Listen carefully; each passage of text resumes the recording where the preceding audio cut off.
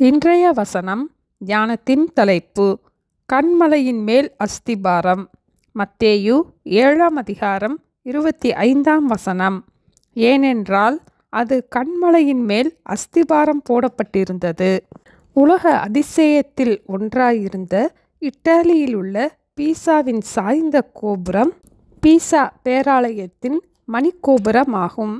அதாவது pizza cathedral என்றும் இதை அழைப்பதுண்டு. இந்த கோபுரம் நிமிர்ந்து நிற்பதற்காகத்தான் கட்டப்பட்டது.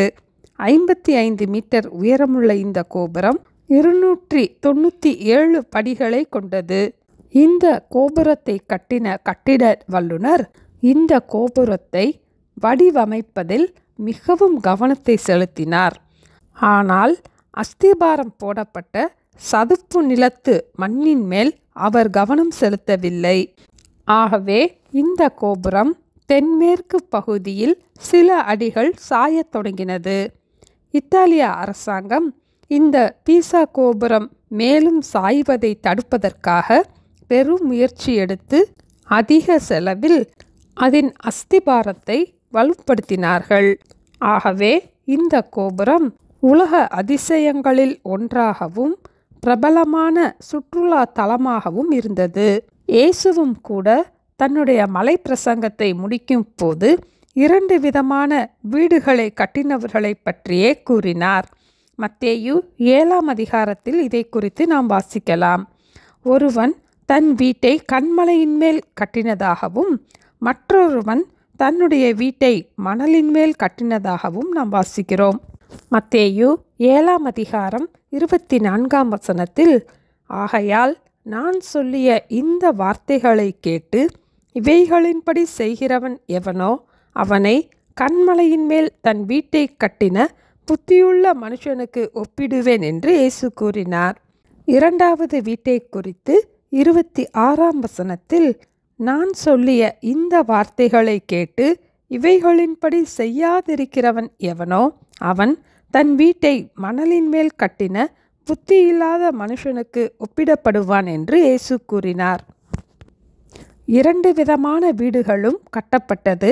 ஒன்று கன்மலையின் மேல், மற்றொன்று மணலின் மேல் கட்டப்பட்டது. ஒன்று ஆண்டவருடைய வார்த்தையின்படி கட்டப்பட்டது, மற்றொன்று ஆண்டவருடைய வார்த்தையை பொருட்படுத்தாமல் கட்டப்பட்டிருந்தது. நம்முடைய வாழ்க்கையிலே நமக்கு வரும் உபத்திரவத்திலிருந்து நாம் யாரும் விலகிக்கொள்ள முடிவதில்லை. உலகத்தில் உங்களுக்கு உபத்திரவம் உண்டு என்று இயேசுவும் கூறினார். நாம் அநேக உபத்திரவங்களின் வழியாக தேவனுடைய ராஜ்யத்தில் பிரவேசிக்க வேண்டும். 2 வீடுகளிலும் பெருமழை சொரிந்தது, பெருவெள்ளம் வந்தது, காற்று அடித்து அந்த வீட்டின் மேல் மோதினது. கன்மலையின் மேல் அஸ்திபாரம் போடப்பட்ட வீடு விழவில்லை, அது நிலைத்திருந்தது. மணலின் மேல் கட்டப்பட்ட வீடு விழுந்தது. நம்முடைய வாழ்க்கையிலும் நமக்கு வரும் தாக்குதலை நாம் எதிர்த்து நிற்க வேண்டுமானால் கர்த்தருடைய வார்த்தையின்படியே உறுதியான அஸ்திபாரம் போட்டு கட்டப்பட வேண்டும். நம்முடைய வாழ்க்கைக்கு தேவையான உறுதியான அஸ்திபாரம் இயேசுவின் வார்த்தையிலே உண்டு.